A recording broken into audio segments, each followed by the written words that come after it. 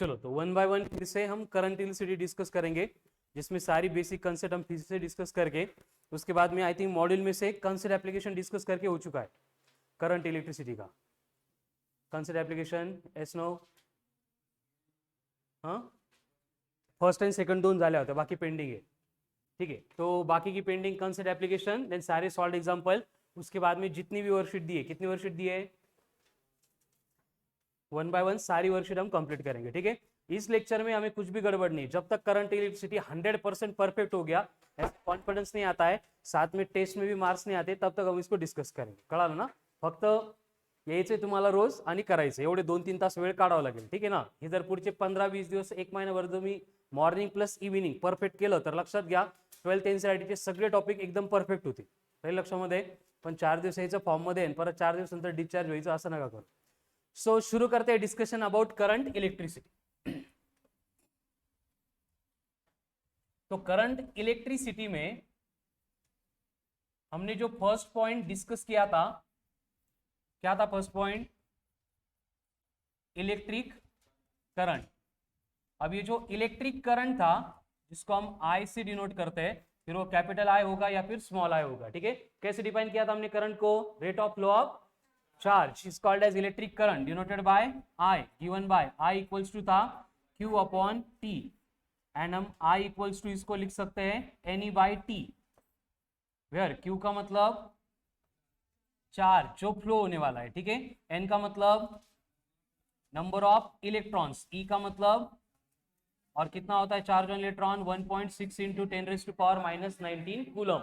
T is the time जिस time interval के लिए इलेक्ट्रिक करंट फ्लो होता है through the surface of conductor. ठीक है, तो ये हमारा पहला फॉर्मूला था जहां से हमने टॉपिक का डिस्कशन शुरू किया था। ठीक है, अब उसमें यहाँ पे हर बार हम इलेक्ट्रॉन को ही कंसीडर क्यों करेंगे, उसके लिए हमने रीजन भी देखा था कि बेसिकली दो टाइप के चार्ज प्रेजेंट होते हैं नेचर में, एक पॉजिटिव चार्ज जो प्रोटॉन के ऊपर है, दूसरा जो इलेक्ट्रॉन के ऊपर है। ठीक है, लेकिन प्रोटॉन कहां पे होता है? इनसाइड द, इसलिए उसको न्यूक्लियस से बाहर निकालना प्रैक्टिकली पॉसिबल, लेकिन इलेक्ट्रॉन कहां पे होते हैं? अराउंड द न्यूक्लियस, रिवॉल्व कर रहे होते हैं। ठीक है, तो रिवॉल्व करने वाले इलेक्ट्रॉन को क्या करना है? As early as possible free होना है। ठीक है, और फ्री होने के लिए उनको रिक्वायरमेंट होती है, तो एनर्जी अगर उनको मिल गई तो इलेक्ट्रॉन क्या बनते हैं? फ्री बनते हैं। एंड जो इलेक्ट्रॉन फ्री हो गए उनको हम बोलते हैं free electron. And free electron की कंडीशन क्या होती है कि बाकी रिवॉल्विंग इलेक्ट्रॉन की कंपैरिजन में इनके पास सबसे ज्यादा हाईएस्ट अमाउंट ऑफ एनर्जी होती है, एंड दूसरी केस इनको न्यूक्लियस अट्रैक्ट नहीं कर सकता।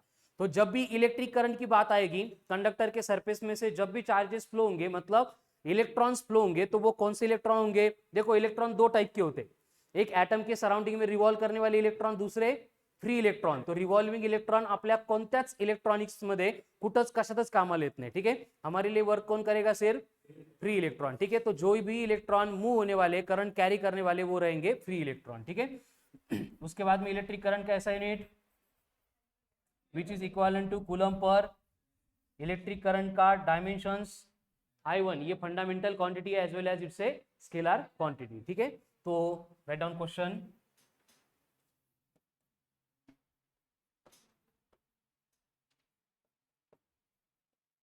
अगर आपको बोला है क्वेश्चन में कि 2 into 10⁻22 number of electrons, 2 into 10⁻22 number of electrons flowing through the conductor for 2 second, तो कितना करंट कैरी करेंगे? Very good. क्या करना होगा? I equals to NE by T करना होगा। N कितना दिया है? 2 इंटू 10⁻22। E कितना है? 1.6 इंटू 10⁻⁻19। टाइम कितना है? 2, तो 2 2 कट, तो करंट कितना बनेगा? 1.6 इंटू 10⁻3 एम्पियर, मतलब very large amount of current यहाँ पे क्या हो रहा है? प्रोड्यूस हो रहा है। ठीक है, उसी तरह से अगर आपको बोला जा रहा है कि current of 1 ampere is flowing for the time interval of 1 second, इसका मतलब वहां से कितने नंबर ऑफ इलेक्ट्रॉन्स फ्लो हो रहे हैं? If current of 1 ampere is flowing for 1 second, then the number of electrons which are flowing through the conductor will be 6.25 plus 18। Very good. ठीक है, क्या होगा यहाँ पे?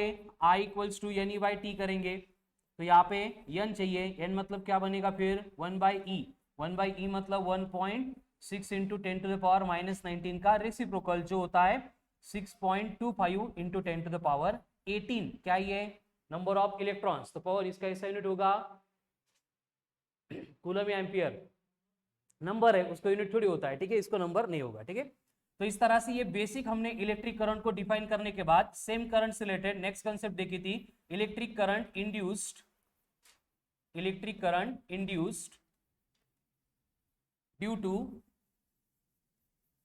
कौन सा इलेक्ट्रॉन, रिवॉल्विंग इलेक्ट्रॉन। जो रिवॉल्विंग इलेक्ट्रॉन होता है उसने जो करंट इंड्यूस किया था उसको फाइंड करने के लिए हम फिर से I equals to Q by T यही फॉर्मूला यूज करेंगे।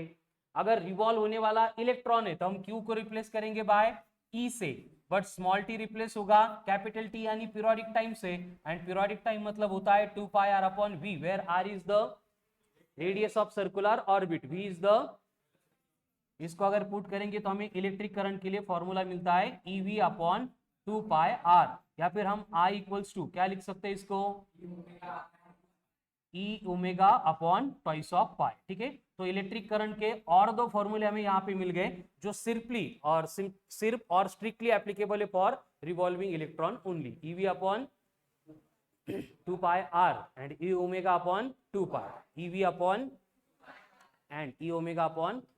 चलो, तो हाइड्रोजन एटम के फर्स्ट ऑर्बिट में जो इलेक्ट्रॉन रिवॉल्व करता है वो कितना करंट इंड्यूस करेगा ये हमें कैलकुलेट करना है। और हाइड्रोजन एटम के लिए फर्स्ट ऑर्बिट की रेडियस होती है 0.5 एंगस्ट्रॉम एंड इलेक्ट्रॉन की वेलोसिटी होती है 2 into 10 to the power 6 metre per second. तो calculate current,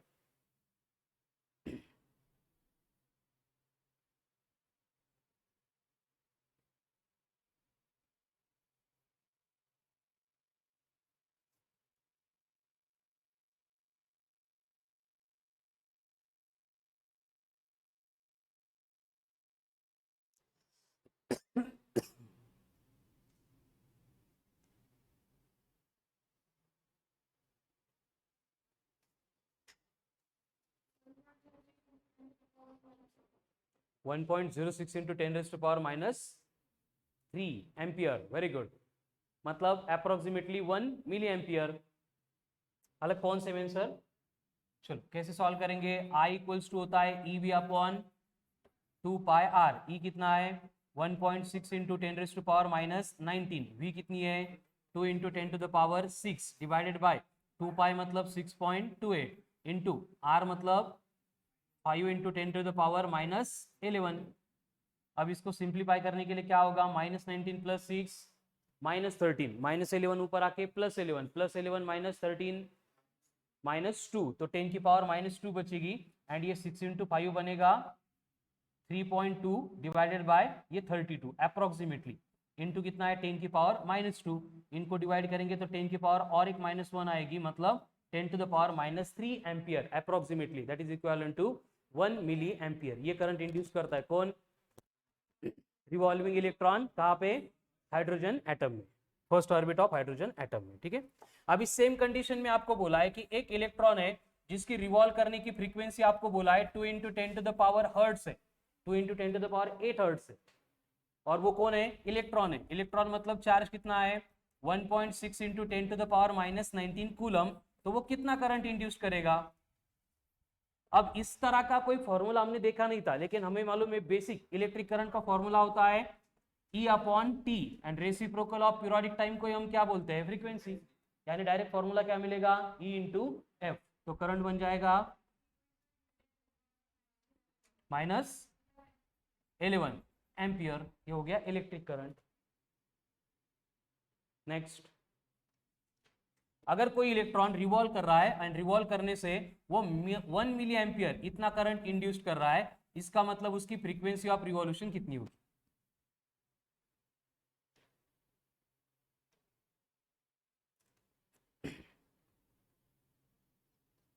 What will be the frequency of revolution?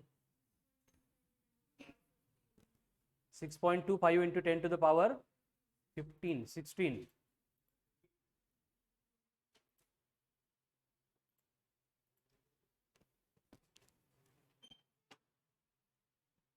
देखो क्या करना होगा हमें, फिर से I equals to E into F है, हमें चाहिए एफ क्या बनेगा आई बाय ई। अब आई कितना है 10 की पावर -3, ये 10 की पावर -19 ऊपर आके +19 एंड 1/6 का रेसिप्रोकल होता है 0.625, यानी कि फ्रीक्वेंसी विल बी 6.25 इंटू 10⁻+18 -3 मतलब 15 hertz. This will be the frequency of revolution of the electron. कहाँ पे? जब वो 1 मिली एम्पियर इतना करंट इंड्यूस करेगा। लेकिन सेम करंट अगर फ्लो हो रहा है through the conductor 1 milli ampere इतना करंट फ्लो हो रहा है फॉर 2 सेकंड, इसका मतलब कितने नंबर ऑफ इलेक्ट्रॉन कंडक्टर में से ट्रैवल कर रहे होंगे?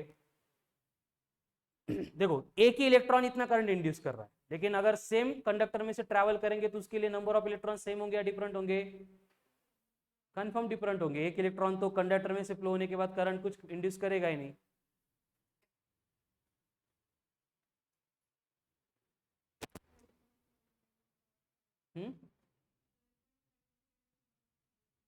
देखो क्या होगा, I इक्वल्स टू होता है एन ई बाय, तो एन इक्वल्स टू क्या बनेगा आई टी बाय ई। आई मतलब 10 टू द पावर -3, टी कितना दिया है 2, ई का रेसिप्रोकल लेंगे तो परत 0.625 इंटू 10 टू द पावर +19। अब सिंप्लीफाई करना है तो 6 इंटू 2 मतलब 12.50 इंटू 10 टू द पावर 18 -3 मतलब परत 15। बट 12.5 असे इलेक्ट्रॉन असतात का? 12 घेतले का अर्धा घेतला, पण आपल्याला मग याला रिप्रेझेंट करावं लागेल 125 इंटू 10⁻14 इतनी इलेक्ट्रॉन ट्रैवल कर।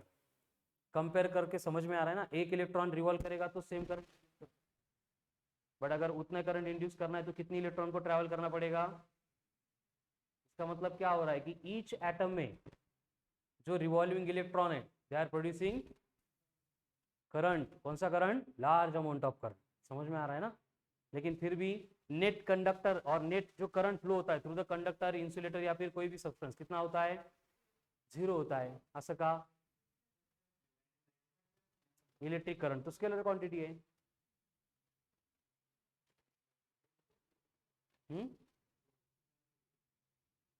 नहीं नहीं, इथं कुठे चालू होती? इलेक्ट्रिसिटी बंदच होती ना, एकच इलेक्ट्रॉन रिवॉल्व करतो। यहाँ पे केस क्या है? Single electron is revolving and inducing current of 1 milli ampere.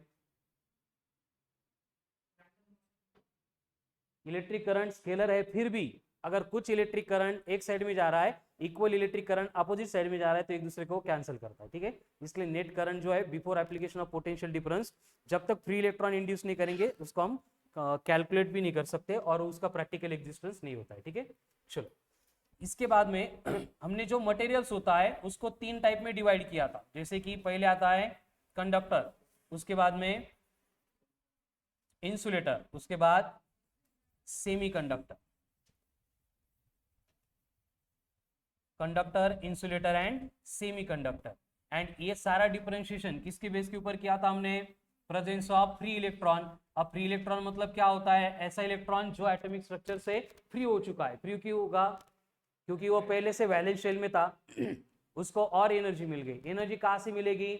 सबसे बेसिक इंपॉर्टेंट एंड नेचर में प्रेजेंट सोर्स है हीट का। जैसे टेम्परेचर बढ़ेगा वो फ्री हो जाएगा। इसके अगेंस्ट अगर हम इलेक्ट्रिक फील्ड अप्लाई करेंगे, मैग्नेटिक फील्ड अप्लाई करेंगे या फिर कोई एक्सटर्नल वर्क करेंगे, जैसे फ्रिक्शन की और रबिंग की प्रोसेस में हम देखते हैं कि चार्जेस एक बॉडी से दूसरे बॉडी के ऊपर जंप करते हैं, तो उस प्रोसेस में भी क्या होता है? हम जो वर्क कर रहे हैं वो एनर्जी में स्टोर होता है। ठीक है, ये वेरियस वे से इलेक्ट्रॉन को एनर्जी मिल गई। यहाँ पे अगर large number of electron present है तो कंडक्टर, फ्री इलेक्ट्रॉन प्रेजेंट नहीं है तो इंसुलेटर है, लेकिन मॉडरेट है, कुछ ज्यादा काम के नहीं है, तो वो बनेगा सेमीकंडक्टर। फिर कंडक्टर की सरफेस की केस हमने ऑब्जर्व की थी कि कंडक्टर के सरफेस के ऊपर इस तरह से फ्री इलेक्ट्रॉन्स प्रेजेंट होते हैं जो ट्रैवल करते हैं in all possible direction. And इसी मोशन को हमने बोला था रैंडम मोशन। एंड इस रैंडम मोशन की वजह से क्या होता है? Electrons crossing unit area in one direction becomes equal to equal number of electrons crossing in opposite direction. That's why net current will become, मतलब कोई भी कंडक्टर अगर लेंगे तो उसके सरफेस के ऊपर इस तरह से जो फ्री इलेक्ट्रॉन है they are performing motion, always motion में, लेकिन फिर भी उनकी net motion, net velocity, net current 0 बनता है, इसलिए आपल्याला शॉक लागत नाही। कळालं ना? बट इस कंडक्टर के टर्मिनल के अक्रॉस अगर हम पोटेंशियल डिफरेंस को कनेक्ट कर देंगे तो पोटेंशियल डिफरेंस कनेक्ट करने से क्या होता है? पोटेंशियल डिफरेंस कनेक्ट करने से यहाँ पे इलेक्ट्रिक फील्ड जनरेट होती है E equals to V by D या फिर V बाय एल। V इतना पोटेंशियल डिफरेंस अप्लाई किया उस पोटेंशियल डिफरेंस की वजह से इलेक्ट्रिक फील्ड अप्लाई होती है अक्रॉस द कंडक्टर, एंड इस इलेक्ट्रिक फील्ड की वजह से इलेक्ट्रॉन के ऊपर क्या होते हैं, फोर्सेस एक्ट होते हैं। कितने एक्ट होता है force, small E into capital e, where small e is the charge on electron मतलब free electron, and capital e is the intensity of applied electric field, and इसके वजह से चार्ज एक्सेलरेट होगा, एंड इसका acceleration बनेगा small E into capital e by m. यानी कि यहाँ पे हम देख सकते हैं जो एक्सेलरेशन होता है वो डायरेक्टली प्रोपोर्शनल होता है to the applied intensity of electric field. फिर इसके ऊपर से हम लेके आए थे सबसे important concept first part of the topic की, that is drift velocity. Drift velocity denoted by VD. अब ये जो ड्रिफ्ट वेलोसिटी है वीडी, इसको फाइंड करने के लिए हमने काइनेमेटिकल इक्वेशन यूज किया था, v equal to u plus a t. U zero था इसलिए क्या बनेगा सिर्फ a इंटू टी, तो ये बनेगा small e into capital E upon m into tau या फिर t, और ये टाउ को क्या बोला था हमने, टाइम इंटरवल बिटवीन, हे हो गए ड्रिफ्ट वेलोसिटी। आणि पहिले आपण बघितलं होतं 2-3 लेक्चर मध्ये प्रत्येक वेळी आपण हा फॉर्मूला यूज करूनच नवीन इक्वेशन डिराइव करत होतो। मतलब करंट इलेक्ट्रिसिटी का जो फर्स्ट पार्ट आता है उसमें सबसे इंपॉर्टेंट कंसेप्ट कौन सी है, ड्रिफ्ट वेलोसिटी। अब क्या होती है ड्रिफ्ट वेलोसिटी की कंसेप्ट, अगर हम कंडक्टर के टर्मिनल के अक्रॉस पोटेंशियल डिफरेंस अप्लाई नहीं करेंगे तो इलेक्ट्रॉन ट्रैवल करते हैं, मतलब यहाँ पे with velocity which is of the order of 10 to the power 5 meter per second, इतनी हाई स्पीड से। लेकिन जब हम उसके टर्मिनल के अक्रॉस पोटेंशियल डिफरेंस कनेक्ट करते हैं तो होता क्या है, एक डायरेक्शन में अलाइन होते हैं लेकिन फ्री इलेक्ट्रॉन फ्रीली मूव नहीं करते, वो घसरते हैं, मतलब ड्रिफ्ट परफॉर्म करते हैं, एंड उसकी वेलोसिटी बनती है 10 to the power -4 meter per second. तो उस टाइम पे जो velocity it is given by VD. फिर हमने यहाँ पे देखा था कि ई टी बाई एम ये कांस्टेंट होता है, तो हम लिख सकते हैं कि drift velocity is directly proportional to the applied intensity of electric field. And यहाँ से फिर से हमने एक कांस्टेंट इंट्रोड्यूस किया था that is mu, and mu को बोला था हमने mobility of free electron. Mobility of free electron क्या था, मोबिलिटी मतलब वीडी अपॉन कैपिटल ई। तो पवन मोबिलिटी का यूनिट बोलो,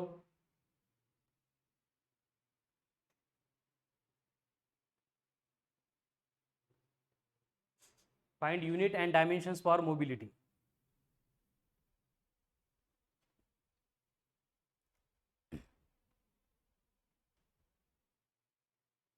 कारण ना व्ही म्हणजे वेलोसिटी, ई म्हणजे इलेक्ट्रिक फील्ड इंटेंसिटी, वेलोसिटी कैसा unit meter per second, intensity का न्यूटन पर कूलम, तो क्या बनेगा meter coulomb upon newton second, या फिर coulomb meter upon newton second.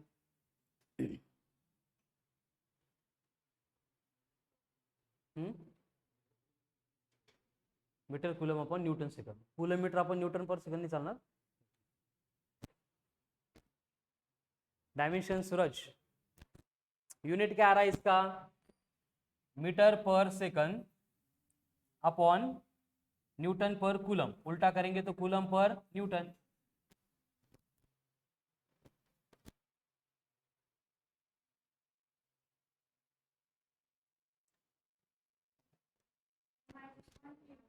देखो मीटर मतलब L1, कूलम मतलब I1 T1, सेकंड मतलब T1, न्यूटन मतलब L1 M1 T -2। तो यहाँ पे T1 T1 cut, L1 L1 cut, तो M -1 T +2 I +1।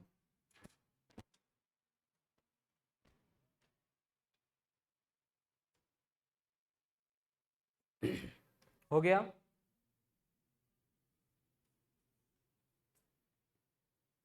झालं का, नेक्स्ट। अब इससे रिलेटेड फिर नेक्स्ट कंसेप्ट हमने डिस्कस की थी, दैट वाज करंट डेंसिटी।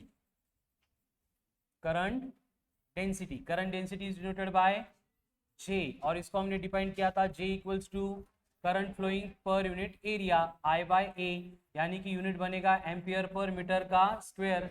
सबसे इंपॉर्टेंट पॉइंट, स्केलर था या वेक्टर, वेक्टर, एंड इसको वेक्टर फॉर्म कैसे होता है, J vector dot A vector is equals to I, but यहाँ पे अगेन A मतलब एरिया, एरिया तो स्केलर होता है, हम यहाँ पे एरिया वेक्टर लेते हैं। एरिया वेक्टर की डायरेक्शन कहाँ पे होती है, perpendicular to the given area, मतलब नॉर्मल टू द एरिया। मतलब हम इसको सिंप्लीफाई करके ऐसे भी लिख सकते हैं J equals to I upon A into cos of theta, ये होती है करंट डेंसिटी।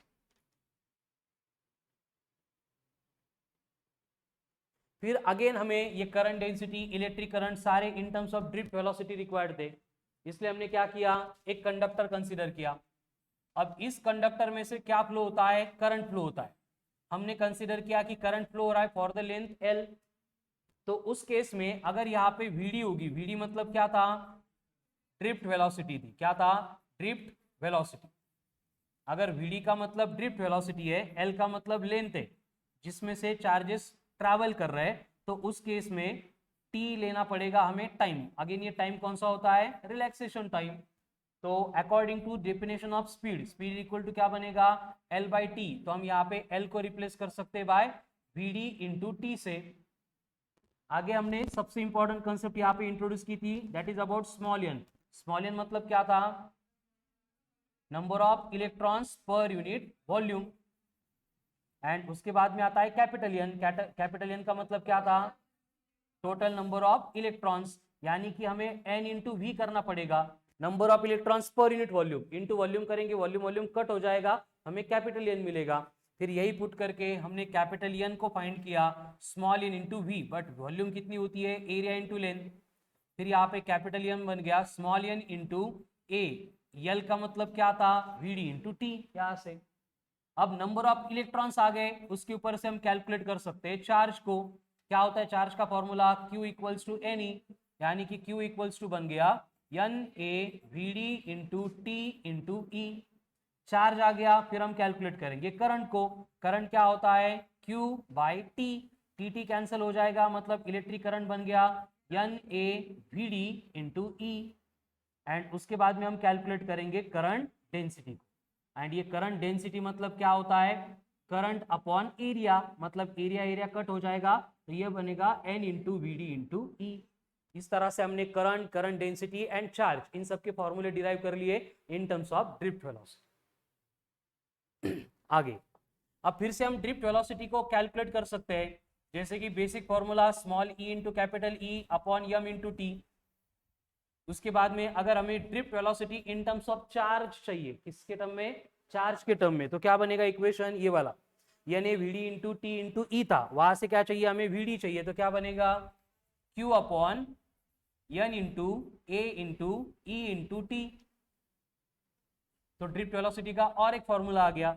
उसी तरह से हम drift velocity in terms of current भी कैलकुलेट कर सकते हैं। क्या बनेगा, ये क्यू बाई टी को निकाल के आई upon N into A into ई। उसी तरह से हम ड्रिफ्ट वेलोसिटी फाइंड कर सकते हैं in terms of J, current density. I by A को जे लिखेंगे तो ये बनेगा J upon n e. And in terms of mobility क्या था, म्यू इंटू ई। तो ड्रिफ्ट वेलोसिटी रिलेटेड इतने सारे इंपॉर्टेंट फॉर्मूले हमें यहाँ पे मिले।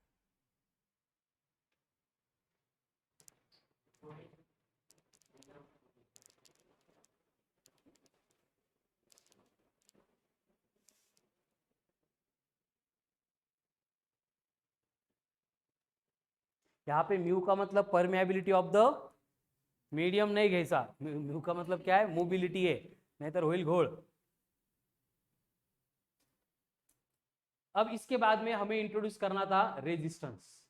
इसके लिए हमने क्या किया, एक छोटी सी एडजस्टमेंट कर दी, और वो एडजस्टमेंट इस तरह से थी, जो इलेक्ट्रिक करंट था I इक्वल्स टू क्या था, n A v D into e, ये था इलेक्ट्रिक करंट। इसमें हमने पुट कर दिया वीडी को, वीडी मतलब कौन, स्मॉल ई इंटू कैपिटल ई अपॉन एम को। इसको अगर अबव इक्वेशन में पुट करेंगे तो I इक्वल्स टू क्या बनेगा, n into A into e into e मतलब ई स्क्वेयर कैपिटल ई अपॉन एम, ये कौन हो गया, इलेक्ट्रिक करंट हो गया। अब हम यहाँ पे पवनच्या म्हणण्यानुसार V ला इंट्रोड्यूस करणार, तो E इक्वल्स टू बनेगा V बाई एल। आ गया V बाई एल पवन, ठीक है, खुश झाला पवन, ठीक है। तो I इक्वल्स टू बन गया N into A into e square V upon m into l. अगर मैं ये V को इधर लेके आऊंगा तो ये बन जाएगा I by V। I by V equals to क्या है, एन ए ई स्क्वेयर, हाँ ए नहीं है ना, है ना A, n A e square upon क्या बनेगा, एम इंटू यल। ये क्या बन गया, आई बाय वी। बोल बोल दिशा काय झालं, टी नाही दिसत आहे का तुला, टी नाही दिसत आहे,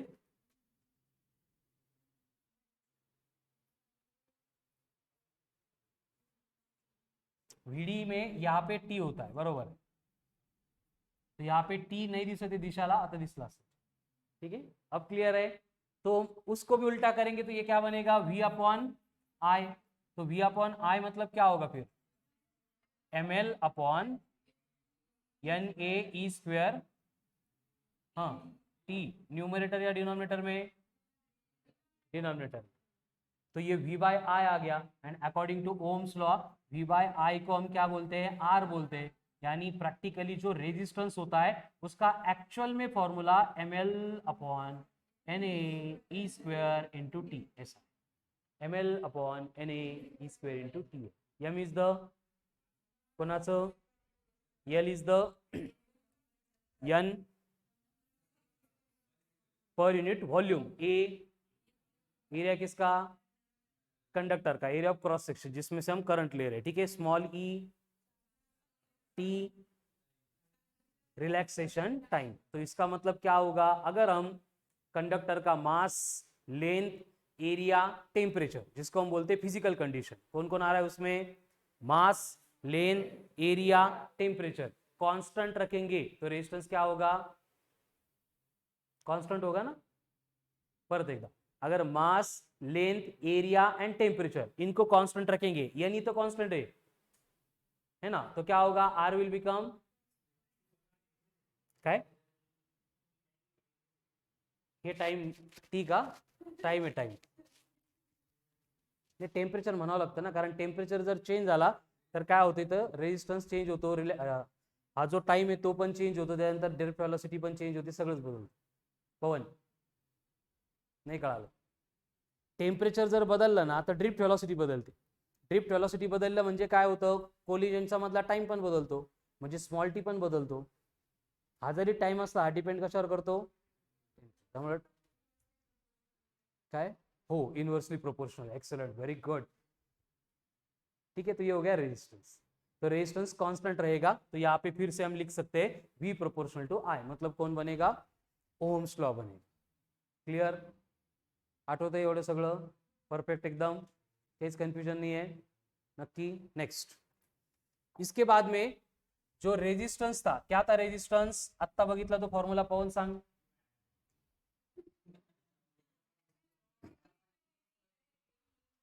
m into l upon A T था. उसके साथ में हमने रेजिस्टेंस को अलग से डिफाइन किया था, कैसे, rho into l upon A. And यहां से अगर हम रो को इंट्रोड्यूस करेंगे तो रो क्या बनेगा, आर ए बाय एल. तो ये ऊपर के इक्वेशन में अगर हम रो को इंट्रोड्यूस करेंगे तो रो इक्वल्स टू क्या बनेगा, M upon N square into T. का एम एल घ्यावं लागेल, एल इकडे येईल ना, ये एल इधर आएगा, ए ऊपर आएगा, तो आर ए बाई एल बना. आर ए बाई एल मतलब कौन है, रो. तो रो इक्वल्स टू क्या हो गया, M upon N square into T. ये क्या हो गया, रो. रो का मतलब रेजिस्टिविटी. तो रेजिस्टिविटी का ये फॉर्मूला है, रेजिस्टिविटी का ये फॉर्मूला. ठीक है, तो रेजिस्टिविटी अगेन किसके ऊपर डिपेंड कर रही है, मास के ऊपर. मतलब ये क्या है, intrinsic property of the conducting material होती है, दो चीजों पे डिपेंड करती है, मटेरियल के ऊपर, उसके साथ टेम्परेचर के ऊपर, क्योंकि ये टाइम टेम्परेचर के ऊपर डिपेंड है. पवन, ठीक है, तो resistivity depends on nature of material as well as temperature. ठीक है, तो रेजिस्टेंस हो गया, रेजिस्टिविटी होगी. फिर से हमने डिफाइन किया था वहां पे कंडक्टिविटी को. कंडक्टिविटी मतलब कौन, सिग्मा. सिग्मा इक्वल्स टू कौन, 1 बाय रो. तो 1 बाय रो इक्वल्स टू क्या बनेगा, N E square T upon M. ये सिग्मा का फॉर्मूला हो गया. हम यहां पे क्या करेंगे, एक छोटी सी एडजस्टमेंट. ये इस फॉर्मूले में ये N square by M L into T, N A square into T upon M L. इसको हम रिप्लेस करेंगे, N square T by M किससे रिप्लेस करेंगे, सिग्मा से. तो सिग्मा से रिप्लेस करने के बाद क्या होगा, ये बघा, ये आई एज इट इज, कौन जा रहा है यहां से, n e square T upon m equals to कौन है, सिग्मा. Very good. हाँ, sigma into A V by l. तो उसमें हम ए को अगर इधर भेज देंगे तो आई बाय ए क्या बनेगा, जे बनेगा. म्हणजे असं शिल्लक राहील बघा. मी परत एकदा कंपेअर करून देतो तुम्हाला. ये बनेगा J equals to sigma into V by L. आता हे इक्वेशन बघा आणि हे इक्वेशन बघा परत एकदा. लागतंय की लॉजिक? क्या हो रहा है? पण इथं काय करायचंय, हे V by L as it is तिकडे ठेवलंय. N into E square T upon M, याला काय म्हटलंय आपण? Sigma म्हटलोय, sigma. एंड ये ए इधर चला गया, आई बाय ए कौन बना? J. तो यहाँ पे क्या मिला? J equals to sigma into V by L. But V by L को हमने स्टार्ट में ई लिखा था, तो J इक्वल्स टू होता है सिग्मा इंटू, एंड ये होता है हमारा ओहम्स लॉ या फिर relation between J, sigma and E. फिर इसमें J को पुट करेंगे I बाय ए. सिग्मा मतलब क्या होगा? 1 बाय रो. रो मतलब क्या होता है? R A by l. तो सिग्मा बनेगा L by R A into e. E मतलब कौन? V by l. तो यहाँ पे l l cut, area area cut, तो I into R equals to कौन आ गया? V. इसको ही हम लिखते हैं V equals to I R. जो हम जनरली यूज करते हैं वो ओम्स लॉ आ गया. क्लियर है? और इस सब में जो हमें कांस्टेंट मिला था वो है रेजिस्टेंस. फिर अलग से हमने रेजिस्टेंस को डिफाइन किया था. क्या था रेजिस्टेंस मतलब? रेजिस्टेंस मतलब था tendency to oppose electric current. कौन प्रोवाइड करता है? वो डायग्राम याद है. न्यूक्लियस रिवॉल्विंग इलेक्ट्रॉन को जाने वाली इलेक्ट्रॉन क्या करते हैं? कोलाइड करते हैं. मतलब रिवॉल्विंग इलेक्ट्रॉन फ्री इलेक्ट्रॉन की मोशन को अपोज करते. फ्री इलेक्ट्रॉन की मोशन को अपोज हुआ, उससे क्या होगा? एन बाई टी में से एन कम होगा. एन कम होगा मतलब करंट वहां पे कम हो जाएगा. मतलब रेजिस्टेंस क्या करता है? करंट को अपोज करता है. उसको प्रोवाइड कौन करेगा? पहले रिवॉल्विंग इलेक्ट्रॉन एकदम स्टार्ट में. बाद में क्या होगा? जो मूव होने वाला इलेक्ट्रॉन है वो अपनी काइनेटिक एनर्जी छोड़ देगा हीट के फॉर्म में. वही हीट को रिवॉल्विंग इलेक्ट्रॉन गेन करेगा. गेन करने के बाद वो एक्साइट होगा, वाइब्रेट करेगा. उसके वाइब्रेशन से क्या होगा? फिर जो मूव होने वाला इलेक्ट्रॉन था, वाइब्रेशन की वजह से एक की जगह के दो इलेक्ट्रॉन को वापस करेगा. इसका मतलब क्या होगा? वाइब्रेशंस बढ़ते जाएंगे जैसे जैसे टेम्परेचर बढ़ता जाएगा. एंड जैसे जैसे टेम्परेचर बढ़ता जाएगा, वाइब्रेशन बढ़ेगा, मतलब इलेक्ट्रॉन को अपोज बढ़ेगा, मतलब रेजिस्टेंस बढ़ेगा. मतलब यहाँ पे प्रॉब्लम क्या हुआ था? ओहम ने बोला था कि अगर हमने V अप्लाई किया एंड वर्सेस करंट का ग्राफ प्लॉट किया तो ये स्ट्रेट लाइन आता है. पोटेंशियल अप्लाई करते जाओ, करंट बढ़ता जाएगा. ये किसने बोला था? ओहम ने. लेकिन हमने जब प्रैक्टिकली ऑब्जर्व किया कि क्या होता है कि हम एक्सटर्नल टेम्परेचर कांस्टेंट रखेंगे तो भी ये कोलिजन की वजह से क्या होता है? टेम्परेचर बढ़ता है, वाइब्रेशन बढ़ता है, एंड एक पर्टिकुलर लिमिट के बियॉन्ड ये करंट जो है बढ़ना बंद होता है, एंड ये पोटेंशियल एक्सिस के टुवर्ड्स बेंड हो जाता है. ये सबसे इंपॉर्टेंट लिमिटेशन है किसका? ओहम्स लॉ का, जो उसने ऑब्जर्व ही नहीं किया था. एंड सेम कंसेप्ट को हमने फिर इंट्रोड्यूस किया था नए फॉर्म में, that is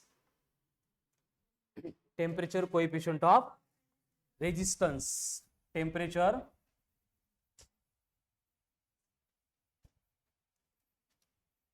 coefficient of resistance. अब ये जो टेम्परेचर कोएफिशिएंट ऑफ रेजिस्टेंस मतलब अल्फा था, एकदम स्ट्रेट फॉरवर्ड सिंपल तरीके से हमने इसको इंट्रोड्यूस किया था कि सपोज हमें यहाँ पे रेजिस्टेंस वर्सेस टेम्परेचर एक ग्राफ प्लॉट करके दिया है, जिसमें पहले हमें रेजिस्टेंस लेना पड़ेगा R0 कितने टेम्परेचर पे? 0 डिग्री सेल्सियस पे. दूसरा T इतनी डिग्री सेल्सियस पे रेजिस्टेंस बढ़ के बनेगा RT. तो ये ग्राफ इस तरह से ये इंक्रीज होता जाएगा. तो यहाँ पे RT मतलब resistance at T degree Celsius, R0 मतलब, तो RT माइनस R0 इसको हम बोलेंगे इंक्रीज इन. एंड ये जो इंक्रीज इन रेजिस्टेंस होता है RT माइनस R0, ये प्रोपोर्शनल होता है to the R0 and rise in temperature. फिर यहाँ पे हम जो कांस्टेंट लेके आते हैं उसको बोला जाता है टेम्परेचर कोएफिशिएंट ऑफ रेजिस्टेंस, यानी अल्फा R0 इंटू टी. फिर से यहां से हमने अल्फा को इंट्रोड्यूस किया. अल्फा मतलब ratio of increase in resistance per unit initial resistance at 0 degree Celsius per unit rise in temperature. फिर इसका एस यूनिट आ गया पर डिग्री सेल्सियस. एंड इसके ऊपर से अगर हमें रेजिस्टेंस एट एनी टेम्परेचर चाहिए तो ये बनेगा R0 in bracket 1 plus alpha into T. उसमें अगर अल्फा पॉजिटिव है तो PTC पॉजिटिव टेम्परेचर कोएफिशिएंट. ये कहाँ पे होता है? मेटेलिक कंडक्टर में, जिनमें क्या होता है? टेम्परेचर बढ़ने से रेजिस्टेंस बढ़ता है. फॉर एग्जांपल सगळे कंडक्टर के एग्जांपल प्लास्टिक, रबर, वुड नहीं, ठीक है। और आयरन। उसके बाद में एनटीसी, एनटीसी का मतलब ये कहाँ पे होता है, सेमीकंडक्टर में। वहां पे क्या होता है, टेम्परेचर बढ़ाएंगे तो ऐसे क्यों होता है, क्योंकि वहां पे फ्री इलेक्ट्रॉन के नंबर बढ़ते। समझ में आ रहा है ना, तो फ्री इलेक्ट्रॉन के नंबर बढ़ेंगे मतलब कंडक्टिविटी बढ़ेगी, मतलब रेजिस्टेंस क्या होगा, कम होगा। एंड इनको छोड़ के हम कुछ स्पेशली अलॉय बनाते हैं जिनके लिए अल्फा ऑलमोस्ट कांस्टेंट, मतलब बहुत कम होता है, 0.001 पर डिग्री सेल्सियस की रेंज में, जहां पे टेम्परेचर के वेरिएशन से रेजिस्टेंस में कुछ भी वेरिएशन नहीं आएगा। ठीक है, तो इस तरह से हमने ये टेम्परेचर कोएफिशिएंट को डिपेंड किया था। इसी तरह से हम यहाँ पे रो को भी कैलकुलेट कर सकते हैं। क्या ये रो मतलब सेम फॉर्म्युला एप्लीकेबल है, only R will be replace by rho, असं का, कारण आर मतलब कौन है, रो एल बाय ए। यहाँ पे आर नॉट मतलब कौन होगा, रो नॉट इंटू एल बाय ए, तो दोनों साइड के एल बाई ए कट हो जाएंगे, तो रो टी इक्वल्स टू बनेगा rho not equals to into bracket of 1 plus alpha into T. T मतलब यहाँ पे चेंज इन टेम्परेचर लेना, क्योंकि हम इनिशियल टेम्परेचर ले रहे हैं 0 degree Celsius. Material plus temperature सांगितलं होतं मी।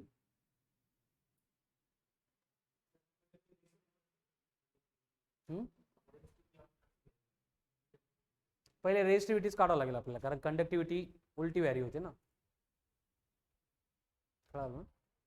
बढ़ती नहीं हो, इसलिए ये फॉर्मूला कंडक्टिविटी के लिए अप्लाई नहीं होगा। तो ये हो गया पूरा बेसिक्स।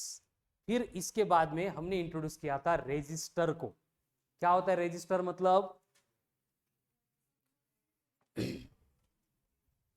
हाँ क्या था रेजिस्टर मतलब, कंपोनेंट जो प्रोवाइड करेगा रेजिस्टेंस।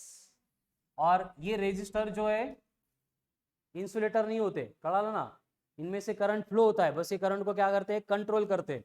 कोणतरी म्हटलं होतं रेजिस्टर मतलब कौन, इंसुलेटर, असं नसतं, कळालं ना। इंसुलेटर ही रखना है तो रेजिस्टर क्यों बनाएंगे हम। तो ये पहले वायर बाउंड थे, उनके डिसएडवांटेज, बल्कि थे, हेवी नहीं बल्कि थे, महंगे थे, रिक्वायर्ड रेंज अवेलेबल नहीं थी, उनको रिप्लेस करके आ गए carbon resistor. Carbon resistance is made up of carbon and clay. Carbon कौन सा, लेकिन पाउडर्ड ग्रेफाइट, ठीक है ना, कौन सा, पाउडर ग्रेफाइट, एंड उसके साथ चिखल, क्ले, दोनों का कॉम्बिनेशन मतलब क्या होता है, रेजिस्टर होता है।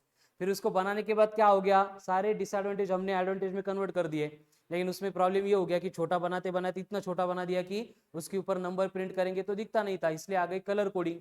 कलर कोडिंग में हम क्या करते हैं, जो भी रजिस्टर है उसके ऊपर 1 2 3 4 ऐसे 4 कलर प्रिंट करते हैं। और ये 4 कलर प्रिंट करने के बाद पहला कलर जो होगा फर्स्ट ये फॉर्म करेगा, ये होगा टॉलरेंस, इस तरह से रीडिंग लेंगे। एंड ये कोड फाइंड करने के लिए फिर कलर कोडिंग का table, BB ROY, great Britain, very good vibe, going so nice, black brown red orange yellow, फिर code 0 1 2 3 4 5 6 7 8 9, then multiplier 10 raised to power 0, 10 raised to power 1 2 3 4 5 6 7 8 9 -1 -2। And tolerance सिर्फ किसको होते हैं, golden, silver and no colour को। Golden के लिए +-5%, silver के लिए, एंड उसके बाद नो कलर है तो इसमें किसी को प्रॉब्लम नहीं है, ठीक है।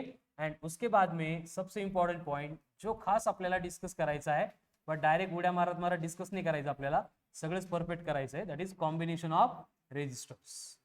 एंड एक कॉम्बिनेशन ऑफ रेजिस्टर्स में हमने 2 टाइप के कॉम्बिनेशन देखे थे, first one series combination and second one parallel combination, series combination and parallel combination. तो series combination and parallel combination difference क्या होता है, सीरीज में 1 आफ्टर अनदर, पैरेलल में 1 बिलो अनदर। बट प्रत्येक वेळी आपल्याला ना बघून ऑब्जर्व करून कंक्लूड करता येत नाही, इसलिए बेसिक रूल क्या है, सीरीज में जो है करंट सेम होता है, सीरीज में क्या होता है, करंट सेम होता है, एंड पैरेलल में करंट क्या होता है, हमेशा से डिवाइड होता है, करंट क्या होता है, डिवाइड होता है। म्हणजे आपल्याला बघून काय वाटतं यावर कंक्लूड करणारच नाही आपण, हम वहां से करंट की डायरेक्शन लेंगे। अगर करंट डिवाइड हो रहा है, डिवाइड कधी होईल करंट, जर डिवाइड व्हायला रस्ते असतील तर, बरोबर आहे की नाही, ठीक है। तो करंट डिवाइड होगा तो पैरेलल कॉम्बिनेशन, करंट सेम रहेगा तो सीरीज कॉम्बिनेशन। यही अकेला वे है जिससे हम रेजिस्टर का सीरीज या पैरेलल कॉम्बिनेशन आइडेंटिफाई कर सकते हैं। समझ में आ रहा है ना, जैसे कैपेसिटर की केस में हम सेम कंसेप्ट अप्लाई करते हैं, जिसमें plates of same polarity connected together है तो parallel combination, and plates of opposite polarity connected together आहे तो सिरीज कॉम्बिनेशन. हे कॅपॅसिटर मध्ये पण आपण बघणारच आहे परत. ठीक है, क्या होता है, असं असतं ना. तो ये कॉम्बिनेशन पैरेलल या सीरीज है, कैसे समझ में आएगा. अगर ये कनेक्टेड टू पॉजिटिव है, ये भी कनेक्टेड टू द पॉजिटिव है, तो ये पैरेलल कॉम्बिनेशन हो गया. ठीक है, उसके बाद में सीरीज में क्या होता है, ऐसे होता है ना कैपेसिटर. तो ये प्लस, ये माइनस, फिर ये प्लस, मतलब प्लस माइनस कनेक्टेड है, मतलब अपोजिट पोलैरिटी कनेक्टेड टुगेदर. ये मतलब मेथड हम यूज करते to find the condition for combination. हे एकदा कळालं की बाकी सीरीज में तो क्या करना है, पैरेलल में तो क्या करना है, आपको मालूम है क्या करना है. सीरीज में direct addition, very good. And parallel में एडिशन ऑफ रेसिप्रोकल. पैरेलल में क्या करेंगे, एडिशन ऑफ रेसिप्रोकल. ठीक है, अब उससे रिलेटेड वेरियस कॉम्बिनेशन हमें स्टडी करने हैं. उससे पहले ये जो बेसिक पार्ट्स है इससे रिलेटेड पहले मॉड्यूल के क्वेश्चन, देन वर्कशीट के क्वेश्चन, ये पूरे आज के आज हमें कंप्लीट करना. हाँ, आता लगेच आजच. वर्कशीट आणली का, फर्स्ट वर्कशीट करंट इलेक्ट्रिसिटी की. असं करा तुम्ही लढाईला येताना हत्यार घेऊन येत नाही सोबत. मला माहिती होतं करंट इलेक्ट्रिसिटी घ्यायचं आपल्याला म्हणून.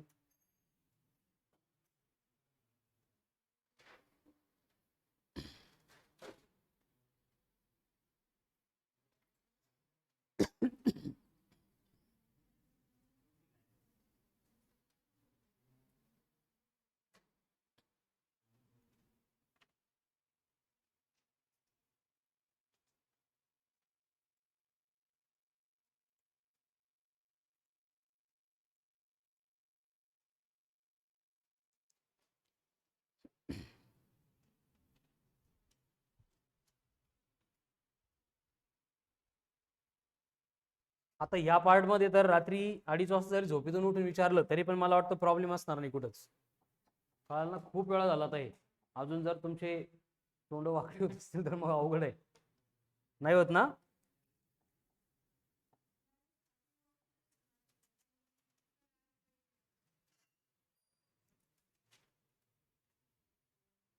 चलो स्टार्ट्स फ्रॉम फर्स्ट वर्कशीट, या फिर पहले मॉड्यूल के करते क्वेश्चन. मॉड्यूल के सॉल्व किए थे. काय काय तुला मी जे सांगतो ते एक्स्ट्रा ज्ञान नको देऊ. चालेल ना. हाँ, मॉड्यूल के किए थे क्या पहले, सॉल्व अनसॉल्व किए थे. तो पहले वर्कशीट करो. चलो कौन फर्स्ट, नहीं है वर्कशीट. फर्स्ट वर्कशीट किती लोकांकडे आहे आता, भरपूर है. ज्यांच्याकडे नहीं है शेयर कर. चलो स्टार्ट. जो घर पे बैठ के लेक्चर कर रहे हैं वो भी फर्स्ट वर्कशीट.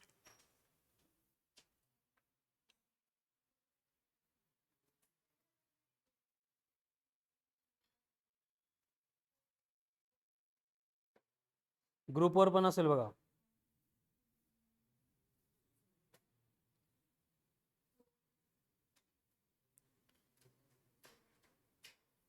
फर्स्ट नहीं, सेकंड है का डायरेक्ट ग्रुपवर आहे का. फर्स्ट रिसेंड करा बरं एकदा.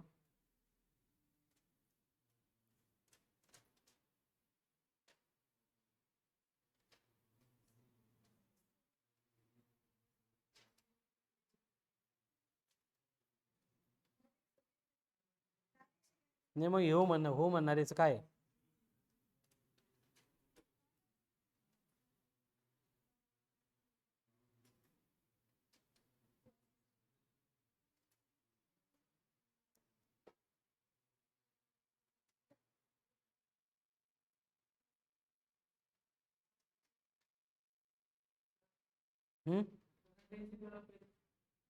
करंट डेन्सिटी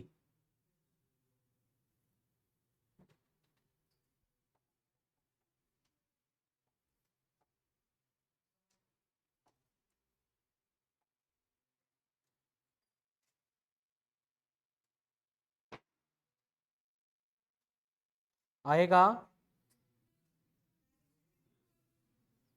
नाही नाही तुमच्याकडे पण नाही का.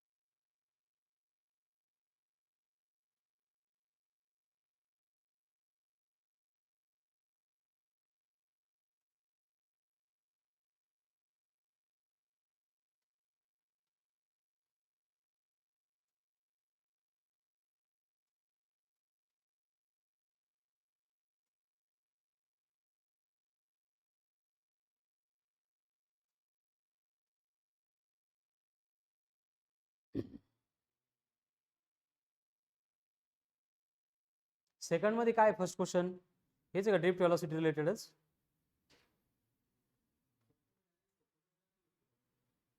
नाही तुम्हाला प्रिंट करून दिली नाही का? हा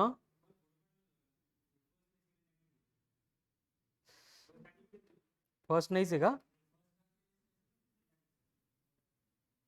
असं कसं?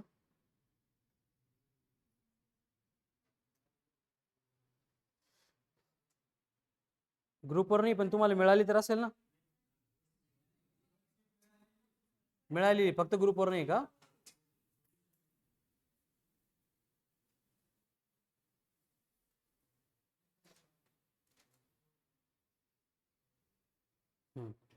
चलो आ गए ग्रुप पे वर्कशीट। कितने क्वेश्चंस है? ओनली 73 क्वेश्चन आहे। चला पटपट, त्यामधले बरेचसे झालेले आहेत, सायमल्टेनियसली सॉल्व करना। जो नहीं आएगा वो डाउट बोलो, मैं बोर्ड पे सॉल्व करता हूँ या फिर इंडिविजुअली भी बोलता हूँ।